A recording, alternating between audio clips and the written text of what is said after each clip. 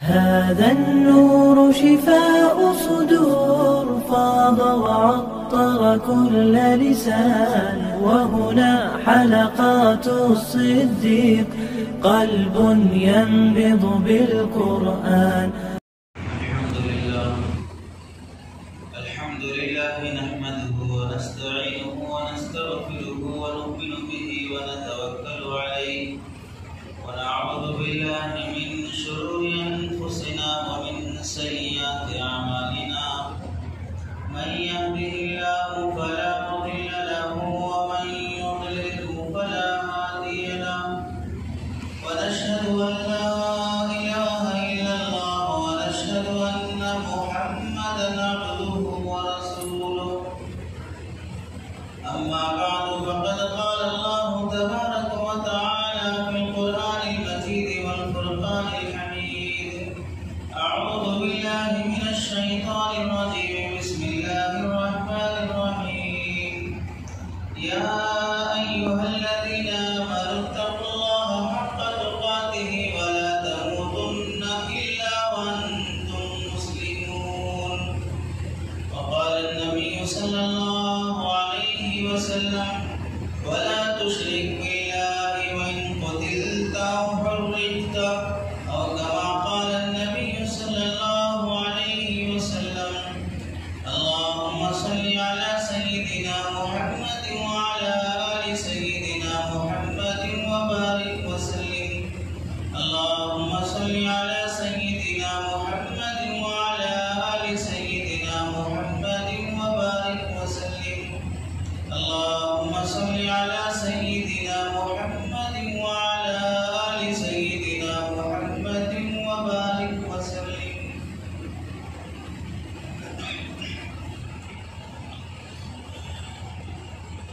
میرے محترم عزیزوں، بزرگوں اور دوستوں، قرآن مجید کی ایک آیت اور ایک طویل حدیث کا ایک مختصر حصہ حضرات کے سامنے پڑھا گیا۔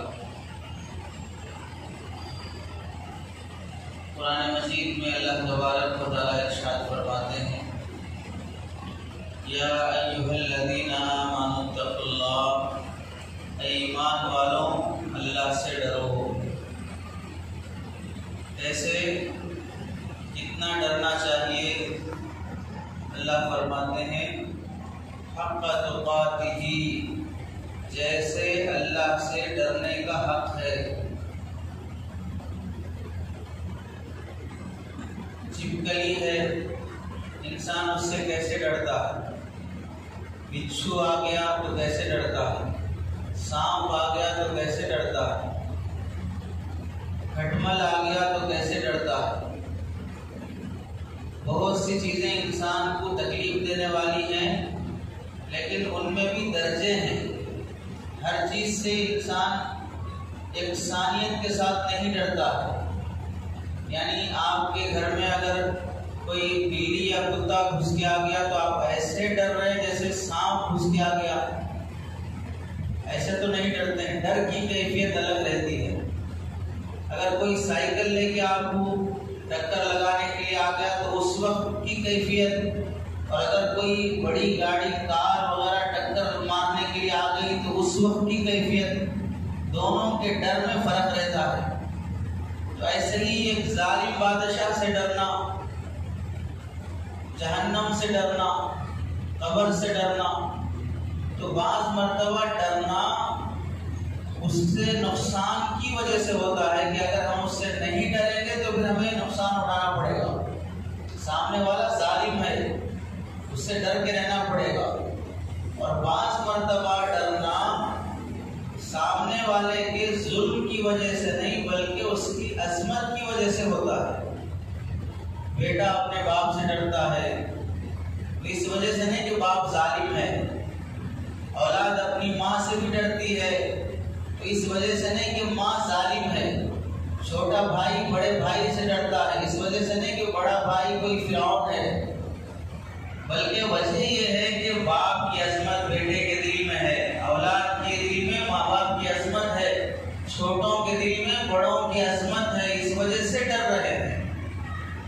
اس ڈر کا اظہار کیسے ہوتا ہے کہ بڑوں کے سامنے زور سے نہیں بولتے، بڑوں کے سامنے بیڑی سگریٹ نہیں پیتے، بڑوں کے سامنے لڑائی جھگڑے نہیں کرتے، بڑے کھڑے ہیں تو بڑوں کے سامنے بیٹھنا، پیر پھیلانا، مستی کرنا نہیں کرتے، کیونکہ بڑوں کی عظمت دل میں ہے، اس کا احترام کا اظہار ادب کے ذریعے سے ہو رہا ہے۔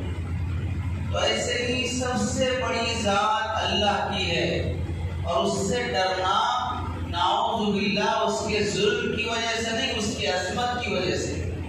اللہ سے ڈرنا اس وجہ سے نہیں کہ اللہ ظالم ہے، نعوذ باللہ، اللہ ظالم نہیں ہے، اللہ رحیم و کریم ہے، انصاف کرنے والے ہیں۔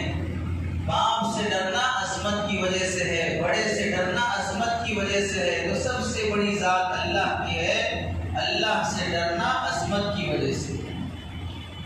اور ڈرنے کا جو حق ہے ویسے ڈرو، حق تقاتہ، اس سے ڈرنے کا جو حق ہے ویسے ڈرو۔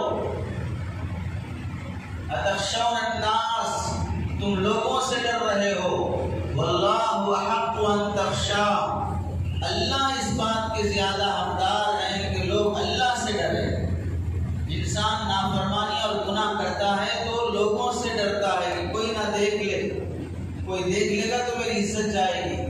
اللہ فرماتے ہیں لوگوں کے سامنے عزت جانے کا ڈر ہے، اس وجہ سے کھڑکیاں بند کر کے بند کمرے میں گناہ کرتے ہو، اور اللہ فرماتے ہیں کہ زیادہ حق تو یہ تھا کہ تم مجھ سے ڈرتے، کیونکہ جن لوگوں سے تم ڈر رہے ہو ان کے پاس نہ جنت ہے نہ جہنم ہے، ان کے پاس نہ قبر کا عذاب ہے نہ موت کے فرشتے ہیں، ان سے ڈرنے سے کوئی فائدہ نہیں ہے۔ جس سے ڈرنا چاہیے وہ اللہ کی ذات ہے، اور انسان لوگوں سے ڈرتا ہے، اللہ سے نڈر ہو جاتا ہے۔ اللہ تعالیٰ فرماتے ہیں حق تقاتہ، اللہ سے جیسے ڈرنے کا حق ہے ویسے ڈر کے زندگی گزارو، اور اس کا آخری نتیجہ یہ ہوگا وَلَا تَمُوتُنَّ إِلَّا وَأَنْتُمْ مُسْلِمُونَ، کہ موت تمہاری اسلام اور ایمان کی حالت میں آئے۔ موت ایمان اور اسلام کی حالت میں آنے کے لیے ضروری ہے کہ آدمی کی زندگی ایمان اور اسلام پر گزری ہو۔ زندگی اگر نفاق پر گزرے، زندگی اگر کفر پر گزرے اور موت اسلام کی حالت میں آئے، یہ بہت کم ہوتا ہے۔ تموتون کما تعیشون، تمہاری موت ایسی ہی حالت میں آئے گی جیسی حالت میں تم زندگی گزارے ہو۔ فرما برداری کی حالت میں جیے ہو تو فرما برداری کی حالت میں موت آئے گی، نافرمانی کی زندگی جیے ہو تو نافرمانی کی حالت میں موت آئے گی۔ تو اللہ تعالیٰ آیت پاک میں ایک حکم یہ بیان فرمائے، یا ایھا الذین آمنوا اتقوا اللہ حق تقاتہ، ایمان والو اللہ سے جیسے ڈرنے کا حق ہے ویسے ڈرو۔ اور دوسرا حکم اللہ کا یہ ہوا وَلَا تَمُوتُنَّ إِلَّا وَأَنْتُمْ مُسْلِمُونَ، کوشش یہ کرو کہ موت جب آئے تو تم ایمان اور اسلام کی حالت میں ہو۔ مسلمون کہتے ہیں فرما برداری کرنے والوں، اطاعت کی زندگی گزارنے والوں، اللہ اور اس کے رسول کی سن کر مان کر جینے والوں کو مسلمان کہتے ہیں۔ تو تمہاری جب موت آئے تو مرنے میں تمہارا اختیار نہیں ہے، لیکن اطاعت اور فرما برداری میں تمہارا اختیار ہے۔ جب موت ہماری طرف سے آئے تو تمہاری حالت یہ ہو کہ تم نافرمان بن کے نہ رہو۔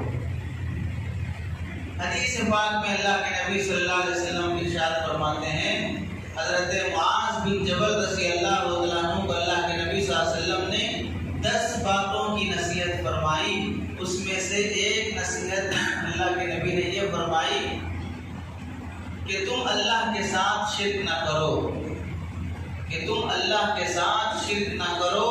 وَإِن قُتِلْتَ أَوْ حُرِّقْتَ، اگرچہ کہ تمہاری ایسی پوزیشن اور حالت آ جائے کہ تمہیں مسلمان ہونے کی وجہ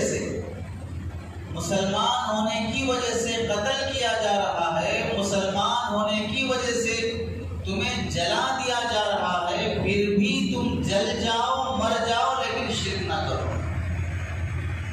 تمہارا کوئی گناہ نہیں ہے، تم حکومت کے باغی نہیں ہو، تم یہاں کی سرکار کے خلاف بغاوت نہیں کر رہے ہو، یہاں کی حکومت کے قانون نہیں توڑ رہے ہو، تم کوئی بڑے مجرم نہیں ہو، تمہارا صرف اتنا ہے وَمَا نَقَمُوا مِنْهُمْ إِلَّا أَن يُؤْمِنُوا بِاللَّهِ الْعَزِيزِ الْحَمِيدِ وَمَا نَقَمُوا مِنْهُمْ قرآن مجید کے 30ویں پارے میں اصحاب الاخدود گڑھے والوں کا قصہ اللہ نے ذکر کیا ہے.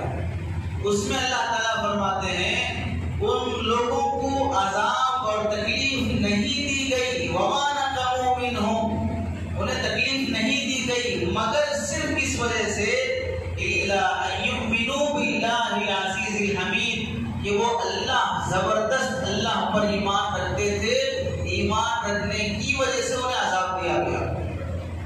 ایسی جب کبھی تم پر ایسے حالات آ جائے کہ جب تمہیں مسلمان ہونے کی وجہ سے ٹارچر کیا جا رہا ہو, مسلمان ہونے کی وجہ سے موب لنچنگ کی جا رہی ہو, مسلمان ہونے کی وجہ سے تمہارے حقوق چھینے جا رہے ہوں, مسلمان ہونے کی وجہ سے تمہاری شہریت ختم کی جا رہی ہو, مسلمان ہونے کی وجہ سے تمہاری شریعت پر, تمہاری ذات پر, تمہاری جان پر, تمہاری عزت پر حملہ ہو رہا ہو, تو بھی تم اپنے ایمان سے دستبردار مت ہونا.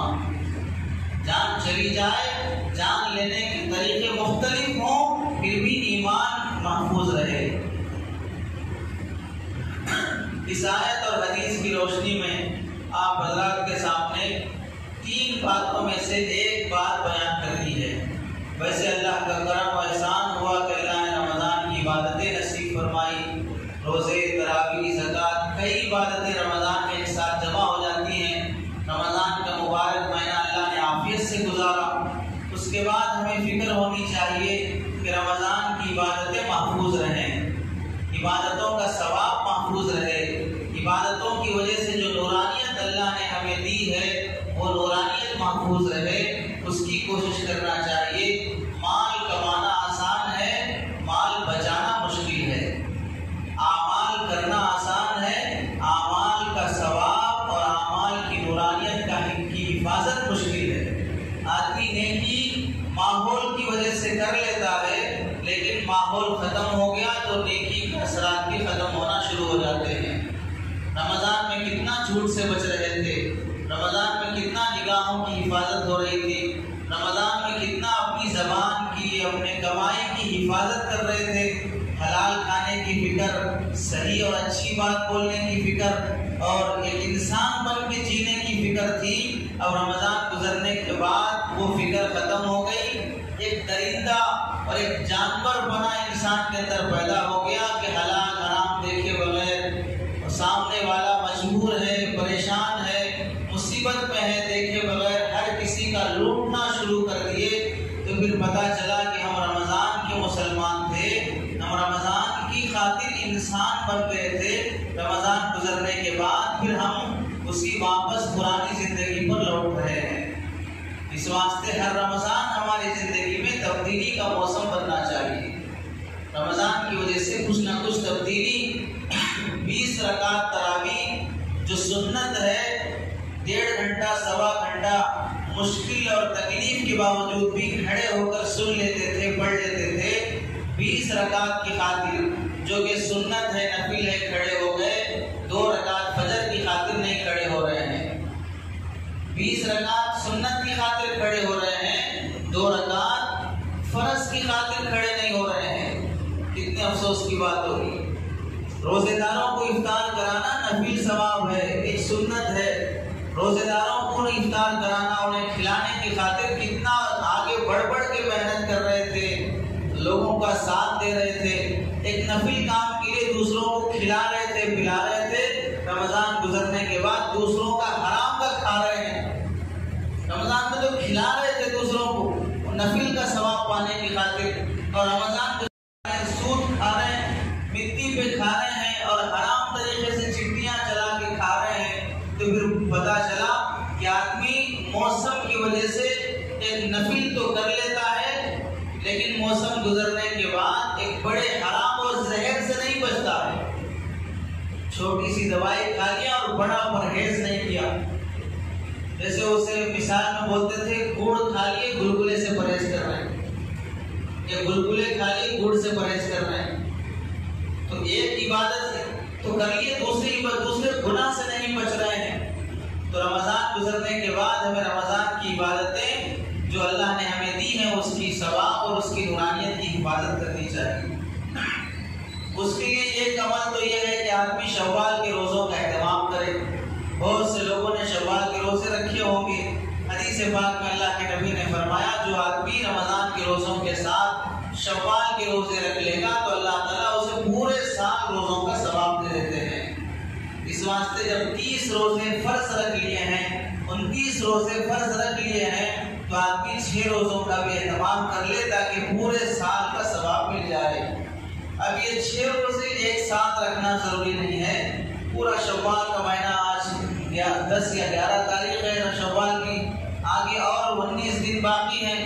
جب موقع ملے آدمی کو رکھ لے، پھر جمعرات کا اہتمام کر لے، ہفتے میں 2 روزے کرتے ہوئے اس طرح بھی رکھ لے گا، 3 روزے کرتے ہوئے رکھ لے گا، تو پورے مہینے میں کبھی بھی رکھ لے تو آدمی کے 6 روزے ادا ہو جاتے ہیں۔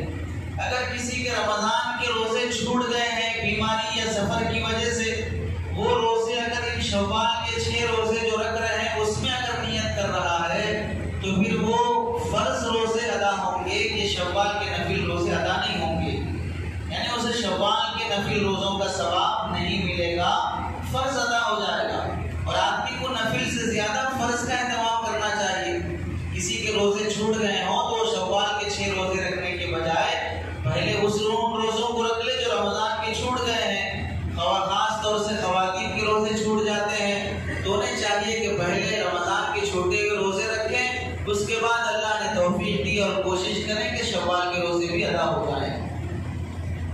رمضان گزرنے کے بعد ہمیں فکر ہونی چاہیے کہ رمضان کی عبادتیں اللہ قبول فرما لے۔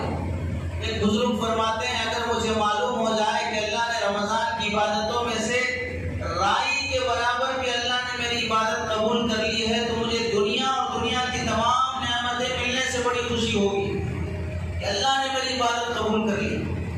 بعض مرتبہ آدمی کو عبادت کی توفیق مل جاتی ہے لیکن قبولیت نہیں ملتی ہے۔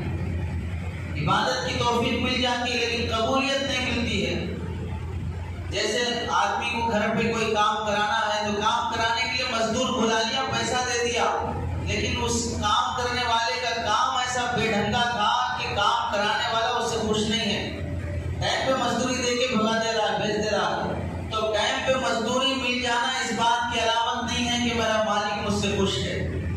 مالک تیرا اس واسطے پیسے دے رہا ہے کہ تو کام ٹائم پہ کر دیا، تو نماز ٹائم پہ پڑھ لیا، روزہ ٹائم پہ رکھ لیا، اس واسطے تمہاری روزی کے فیصلے ہو رہے، تمہیں نوکری مل رہی، سیلری مل رہی، کھانا مل رہا ہے، گھر مل رہا ہے، بچے مل رہے ہیں۔ یہ سب مل جانا اس بات کی علامت نہیں کہ اللہ خوش ہیں۔ اس واسطے کوشش کرنی چاہیے کہ جو عبادتیں ہوگی اللہ ان عبادتوں کو قبول بھی کر لے۔ قبولیت کے لیے آدمی کوشش کرتا رہے کہ ہر مہینہ 3 دن روزوں کا اہتمام کر لے، جسے ایام 20 کے روزے کہتے ہیں، 13، 14، 15 ان 3 دنوں میں آدمی کوشش کرے نفل روزے رکھنے کا، تو رمضان کے 30 روزوں کے ثواب اور اس کی نورانیت انشاءاللہ ہر مہینے کے 3 روزوں کی وجہ سے باقی رہے گی۔ انسان کا نفس مرتا رہے گا، گناہوں سے ہٹتا رہے گا، ہر مہینے کے 3 روزوں کا اہتمام جب کر لے گا۔ اب ہمارے سامنے 2 باتیں ہیں۔ ایک بات تو یہ ہے کہ اسکول شروع ہو رہے ہیں، ہر مسلمان بلکہ ہر انسان اپنے بچوں کی پڑھائی کی خاطر اسکولوں میں ایڈمیشن دلا رہے ہیں۔ اسکول کی تعلیم، انگریزی تعلیم کی اہمیت اور ضرورت پر اس سے پہلے بھی آپ حضرات کے سامنے گفتگو ہوئی، آئندہ بھی گفتگو ہوگی۔ آپ حضرات کوشش کریں کہ اپنے بچوں کو اچھے سے اچھا ایجوکیشن دلائیں، پڑھائی میں پیچھے نہ رکھیں۔ جو قوم پڑھائی میں پیچھے رہتی ہے وہ کبھی ترقی نہیں کر سکتی، کبھی اپنے ملک کو بدل نہیں سکتی۔ اس واسطے اچھے سے اچھے اسکول میں ایڈمیشن دلائیں، لیکن کوشش یہ کریں متشدد، متعصب فرقہ پرستوں کا اسکول نہ ہو، عیسائی مسنریز اسکول نہ ہو، جہاں پر آپ کے بچے کے ایمان غارت ہو جاتا ہو، جہاں پر ایمان اور اسلام کی اہمیت ختم کر دی جاتی ہو۔ جمعہ کی نماز کی خاطر بھی بچوں کو 10th پڑھنے والے، ڈگری کرنے والے اور دوسرے بڑی بڑی کلاسز میں پڑھنے والے بچوں کو 1-2 مہینے گزر جاتے ہیں لیکن جمعہ کے لیے نہیں چھوڑا جاتا۔ ایسے کالج میں ایسے ہاسٹل میں نہ چھوڑیے. اللہ کے نبی نے فرمایا 3 جمعہ جب انسان نہیں پڑھتا ہے تو وہ ایمان سے نکل جاتا ہے. 6 مہینے گزر جا رہے ہیں, آپ کا بچہ ہاسٹل میں ہے اور اسے جمعہ کی توفیق نہیں ہو رہی ہے. ایسے کالج میں پڑھ رہا ہے, ایسے اسکول میں پڑھ رہا ہے جہاں پر جمعہ کے لیے نماز کو چھوڑا نہیں جاتا ہے, تو ایسے اسکول پہ آپ راضی ہیں تو گویا کہ آپ اپنے بچے کے کافر بننے پہ راضی ہیں. اور جو ماں باپ اپنے بچے کو ایسے ماحول میں چھوڑیں گے وہ کبھی اپنے اولاد سے خدمت کی امید نہ رکھیں گے, یہ بعد میں چل کے ہماری سیوا کریں گے, ہماری خدمت کریں گے, ہرگز ایسی امید نہ رکھیں. جو اللہ کی نافرمانی اور بغاوت پہ اتر رہا ہے وہ آپ سے کیوں بغاوت نہیں کرے گا, آپ کی کیوں نافرمانی نہیں کرے گا. پیدا کرنے والے کی جب نافرمانی کر رہا ہے تو پھر فیس بھرنے والے باپ کی نافرمانی کیوں نہیں کرے گا. تو اسلامی اسکول کا اہتمام کیجیے یا ایسے اسکولوں میں چھوڑیے جہاں پر اس کے ایمان کی بھی حفاظت ہو, اس کی پڑھائی بھی اچھی ہوتی ہو. باقی اور تفصیل انشاءاللہ انگریزی تعلیم کے بارے میں پھر کسی موقع سے آگے بیان کریں گے. اب ہمارے سامنے جو بات آپ حضرات کے سامنے رکھنی ہے اس آیت اور حدیث کی روشنی میں 3 باتیں ہیں. پہلی بات ہے اللہ تعالیٰ کا وجود, اللہ ہے, یہ پہلا نظریہ. پہلی بات ہم کو سمجھنا ہے کہ اللہ ہے. دوسری بات ہے اللہ ایک ہی ہے, ایک سے زائد نہیں ہے. تیسری بات یہ سمجھنا ہے کہ اللہ کے ساتھ کسی اور کو شریک کرنا یہ دھرتی کا سب سے بڑا جرم اور گناہ ہے. یہ 3 چیزیں ہیں. پہلی بات کہ اللہ ہی کا انکار کر دینا اور یہ بولنا کہ اللہ ہی نہیں ہے, کوئی پیدا کرنے والا ہی نہیں ہے, اسے کہتے ہیں الحاد, تحریت, ایتھیزم, کہ آدمی خدا بیزار ہو جائے, خدا ہی کا انکار کر دے. یہ کبھی کسی عقل رکھنے والے انسان نے گوارا ہی نہیں کیا. اور جو لوگ یہ کہتے ہیں کہ انسان اصل میں بندر تھا, بعد میں چل کے وہ انسان بن گیا, ان کا یہ جو نظریہ بنا ہے انسان کی اصل کو بندر ماننا اسی وجہ سے بنا ہے کہ وہ لوگ اللہ کا انکار کرتے ہیں. پہلی بات تو یہ ہو گئی ان سے کہ انہوں نے اللہ ہی کا انکار کر دیا, تو ان کو اپنی خلقت میں ماننا پڑا کہ ہم انسان نہیں تھے, ہم اصل میں فلاں تھے.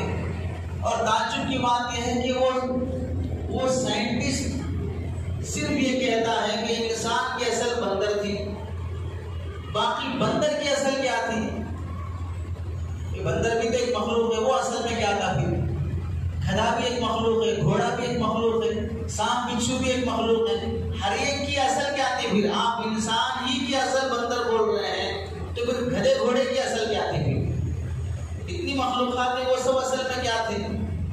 تو پہلا نظریہ ہے کہ اللہ ہے, اسے ہم کسی دوسرے موقع سے بتائیں گے. دوسرا نظریہ ہے اللہ ایک ہی ہے.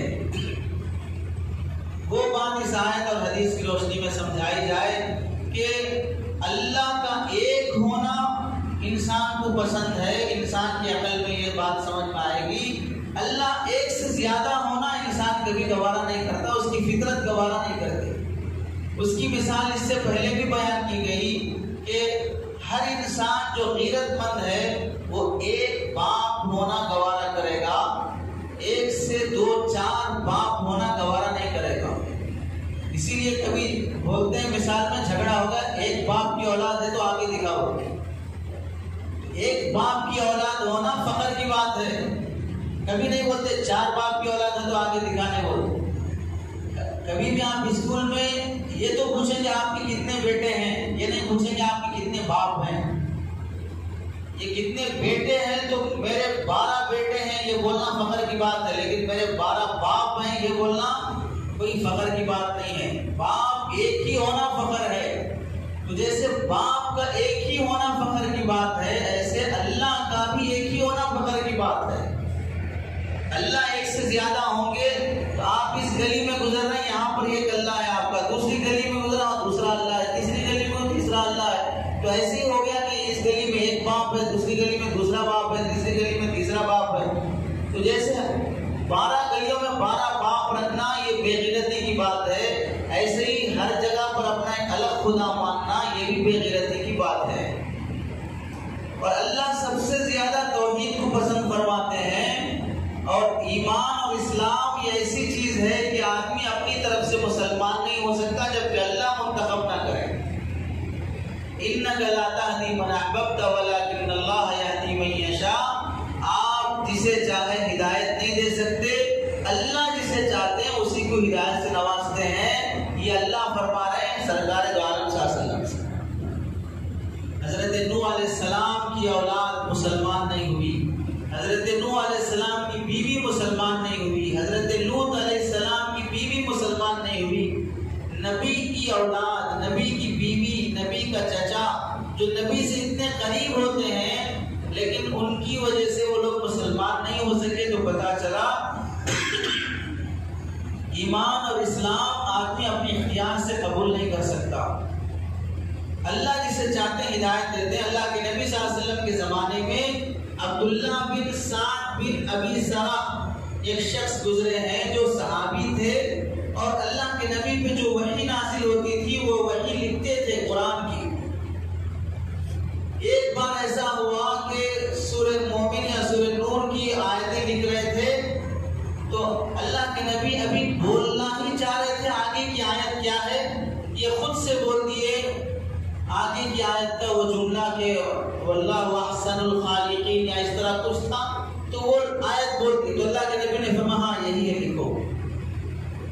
تو وحی اور نبی کی صحبت اور انسیت سے انہیں اللہ نے آگے کی آیت الہام فرما دی تھی، لیکن اسے وہ یہ سمجھ گئے کہ یہ قرآن تو میں بھی بول سکتا ہوں، یہ سوچ کر وہ اللہ کے نبی صلی اللہ علیہ وسلم کا پر ایمان لانا اور نبی کی صحبت سے چلے گئے اور مرتد ہو گئے، کافر ہو گئے۔ اس کے بعد پھر دو چار اللہ کی طرف سے مار پڑی، فتح مکہ کے موقع پر مسلمان ہونے کے لیے آئے تو اللہ کے نبی نے انکار فرما دیا، تو پھر حضرت عثمان رضی اللہ تعالیٰ عنہ کے پاس گئے اور کہا کہ آپ درخواست فرما دیں کہ اللہ کے نبی میرے ایمان اور توبہ کو قبول کر لیں، تو اللہ کے نبی نے ان کے ایمان اور توبہ کو قبول فرمایا۔ تو مومن ہونا انسان کا کمال نہیں ہے، اللہ کی طرف سے وہ انتخاب ہوتا ہے۔ عیسائیوں کا ایک بہت بڑا عالم گزرا ہے جوزف اسٹس، عیسائیوں کا بہت بڑا متعصب مسلمانوں کا دشمن ایک پادری گزرا ہے جو یہ کہتا تھا کہ مسلمان ایسے بے وقوف ہیں جو جنگل میں پڑے ہوئے یہ کالے صندوق کی عبادت کرتے ہیں، یعنی کعبۃ اللہ کی طرف رخ کر کے نماز پڑھنے کو وہ کہتا تھا جنگل میں پڑے یہ کالے صندوق کی عبادت کرتے ہیں، اور اسلام کے خلاف بہت سی کتابیں اس نے لکھی۔ اور ایسے ہی عرب کے ایک بہت بڑے عالم گزرے ہیں عبداللہ القرسیمی، انہوں نے اسلام کی حمایت میں اور اسلام کی تبلیغ میں بڑی کتابیں لکھی، یہاں تک کہ عرب کے علماء ان کو ابن تیمیہ ثانی کہتے تھے کہ عرب کے بڑے علماء میں ایک عالم گزرے ہیں علامہ ابن تیمیہ، یہ دوسرے ابن تیمیہ مانے جاتے تھے، اور مکے کے امام ان کے بارے میں قصیدہ کہے تھے۔ اتنا بڑا شخص، اتنا بڑا عالم، الصراع بین الاسلام والوطنیہ، عربی میں انہوں نے کتاب لکھی تھی۔ تو یہ ہے مسلمان جو اسلام کی تبلیغ میں اتنا آگے بڑھ رہا ہے کہ کعبے کا امام اس کی شان میں دعائیں اور تعریفیں کر رہا ہے، اور دوسرا عیسائیوں کا پادری اور عالم اسلام کے خلاف کتابیں لکھ رہا ہے۔ لیکن اللہ کا کرنا ایسا ہوا کہ 1980 میں عبداللہ القرسیمی یہ عرب عالم ایک عیسائی لڑکی پر عاشق ہوئے، اسلام چھوڑ دیا، مرتد ہو گئے، اور اسلام کے خلاف انہوں نے کتابیں لکھنا شروع کی، اور ایک کتاب انہوں نے لکھی ہادی ہی السلاسل، اسلام ایک زنجیر اور قیدی اور بیڑیوں کا نام ہے، پابندیوں کا نام ہے، یہ قید جیل کی زندگی گزارنے کا نام ہے۔ جو اسلام کے تبلیغ میں کتابیں لکھتا تھا وہ اسلام کے خلاف کتابیں لکھنا شروع کیے اور اسلام کو مٹانے کی کوشش کرتے رہے۔ آخر 1996 میں وہ بندہ دنیا سے مرتد ہو کے مرا۔ اور یہ جوزف اسٹس جو عیسائیوں کا پادری اور عالم گزرا ہے، اسے اللہ تعالیٰ نے آخر وقت میں ہدایت دی، مسلمان ہوا، اس نے اسلام کی حقانیت پر کتابیں لکھنا شروع کی اور اسلام کی تبلیغ شروع کیا۔ اور اس کی موت اسلام پر ہوئی ہے۔ ہم مسلمان جی تو رہے ہیں لیکن موت کس حالت میں آئے گی ہم نہیں کہہ سکتے۔ اس واسطے آدمی کی عمر ڈھلتی جا رہی ہے تو خاتمے کا فکر ہونا چاہیے۔ انما الاعمال بالخواتیم، بخاری کی روایت ہے، اللہ کے نبی نے فرمایا کہ اعمال تبھی معتبر ہوں گے جب آپ کا آخری وقت صحیح ہو۔ تو اللہ تعالیٰ کی طرف سے منتخب ہوتا ہے مسلمان ہونا، اسلام کی اہمیت، اسلام کی قدر، توحید کی قدر، ایک اللہ کو مان کے جینا۔ صحابہ سے پوچھیے، صحابہ سے پہلے جو مسلمان گزرے ہیں، حضرت موسیٰ علیہ السلام سے لڑنے کے لیے فرعون نے جادوگروں کو بلایا۔ حضرت موسیٰ علیہ السلام کا معجزہ جادوگروں کے سامنے جب ظاہر ہوا، سارے جادوگر توبہ کیے اور سب مسلمان ہو گئے۔ تو فرعون کہنے لگا میں تم لأصلبنکم اجمعین، سب کو پھانسی دے دوں گا۔ وَلَأُقَطِّعَنَّ أَيْدِيَکُمْ وَأَرْجُلَکُم مِّن خِلَافٍ، ایک طرف کا ہاتھ دوسرے طرف کا پیر کاٹ دوں گا۔ یہ دھمکی فرعون دے رہا ہے۔ تو سارے جادوگر جو اس کے پیسے پر اور اس کے عہدے کی طلب میں آئے تھے، اس کی طرف سے آئے تھے، تو سب نے کہا جو کرنا ہے کر لے، انما تقضی هذه الحیات الدنیا، تو صرف اس دنیا میں بگاڑ سکتا ہے جو کچھ بھی ہمارا بگاڑنا ہے یہاں بگاڑ لے گا بس، آخرت میں تو ہمارا کچھ نہیں کر سکتا۔ قالوا لا ضیر، کوئی نقصان کی بات نہیں، جو کرنا ہے کر لے۔ اور پھر اللہ سے دعا کرنے لگے ربنا افرغ علینا صبرا وتوفنا مسلمین، اے اللہ یہ جو اب تکلیف دینا ہمیں شروع کرے گا، ہمیں ایسے موقع پر ایمان جانے سے ہمیں بچا لے اور ایمان پہ ہمیں ثابت قدمی نصیب فرما اور اسلام کی حالت میں ہمیں موت نصیب فرما۔ 1 گھنٹے پہلے کا جادوگر نبی سے مقابلہ کرنے والا، اب 1 گھنٹے کے بعد اس کی حالت یہ ہے کہ اب وہ آدمی ایمان پر موت مانگ رہا ہے۔ کیسے معلوم ہوگی حقیقت اور جادوگروں کو ایمان کی اہمیت؟ ایمان کیا چیز ہوتی ہے کہ مر جائے لیکن ایمان نہ چھوڑے۔ اصحاب اخدود جس کا تذکرہ کیا گیا 30ویں بارے میں کہ پہلے زمانے میں ایک بادشاہ تھا جس کے کئی جادوگر تھے اور جادو کے ذریعے سے وہ اپنی حکومت کے فیصلے کراتا تھا۔ جب بڑا جادوگر مرنے لگا تو اس نے کہا کہ تم اپنے بادشاہت میں سے کسی بچے کو میرے پاس بھیجو، میں اسے سارا جادو سکھاؤں گا تاکہ میرے بعد یہ فن چلتا رہے۔ ایک بچے کو بھیجا گیا، وہ جادو سیکھنے کے لیے جاتا تھا، راستے میں اس زمانے کے ایک بڑے راہب اور مسلمان کا گھر پڑتا تھا، وہ وہاں جا کے اسلام کی باتیں سیکھتا تھا، ایمان کی باتیں سیکھتا تھا۔ جادوگر کی باتیں پورے شرک کی ہیں اور یہ جو راہب کی باتیں ہیں پورے ایمان اور اسلام کی ہیں۔ ایک وقت امتحان کا آ گیا، وہاں بادشاہ کے پاس جادوگر کے پاس دیر سے پہنچتا تو وہاں ڈانٹ پڑتی، یا گھر دیر سے پہنچتا تو یہاں بھی ڈانٹ پڑتی، لیکن وہ راہب کے پاس ایمان برابر سیکھتا رہا۔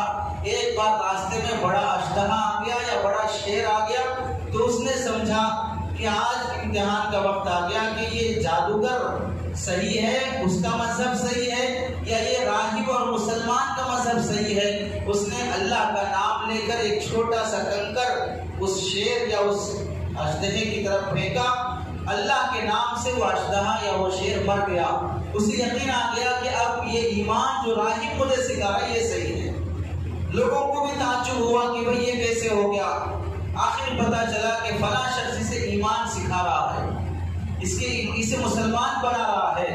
تو پتہ چلنے پر اس نوجوان لڑکے کو کبھی پہاڑ سے گرا کر مارنے کی کوشش اور کبھی سمندر میں ڈبو کر مارنے کی کوششیں کی گئی، اللہ نے اسے بچاتے رہا۔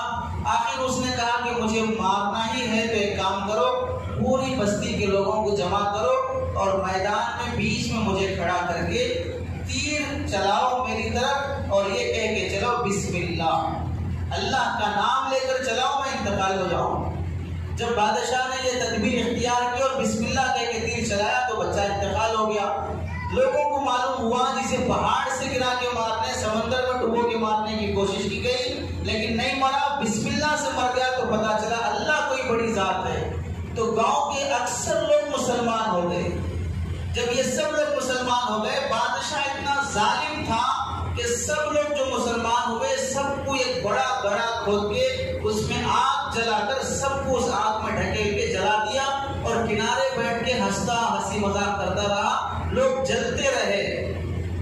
اللہ نے اس واقعے کو قرآن مجید میں بیان فرمایا اور کہا وَمَا نَقَمُوا مِنْهُمْ إِلَّا أَن يُؤْمِنُوا، انہیں عذاب اس واسطے دیا گیا کہ وہ اللہ پر ایمان لا لیے، لیکن وہ عذاب میں آگ میں جلتے رہے لیکن اسلام کو اور ایمان کو نہیں چھوڑے۔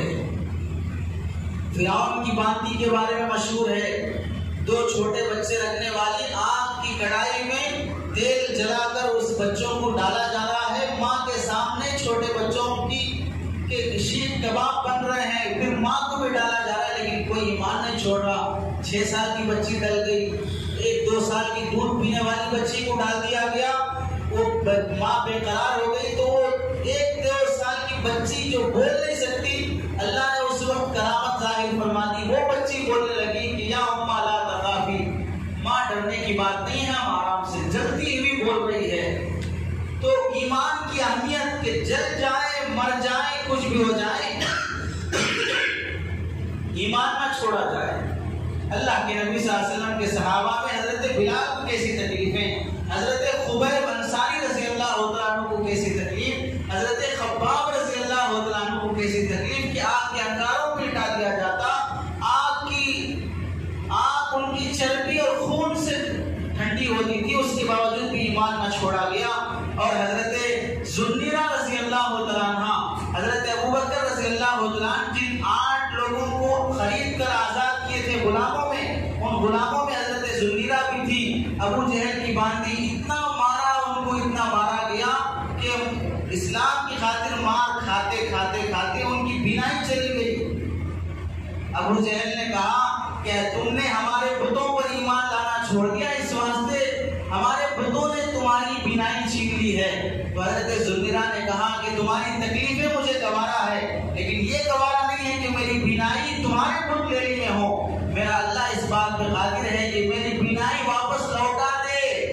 یہ بولی اور سوئی رات میں، تو صبح جب اٹھ کے دیکھا تو بینائی اللہ نے واپس لوٹا دی۔ تو دین اور اسلام کی خاطر، ایمان اور توحید کی خاطر جل گئے، مر گئے، لیکن ایمان نہیں چھوڑا ہے۔ بادشاہوں کو بھی دیکھ لیں، ہندوستان کے بادشاہوں میں جہانگیر جو بادشاہ گزرے ہیں، ان کی بیوی نور جہاں، اس زمانے میں نور اللہ شوستری ایک رافیزی گزرا ہے، شیعہ عالم، اس نے حضرت عمر رضی اللہ عنہ کی شان میں گستاخی کی اور کہا کہ مجھے اپنی عمر سے اس واسطے نفرت ہے کہ میری عمر میں بھی عمر آتا ہے۔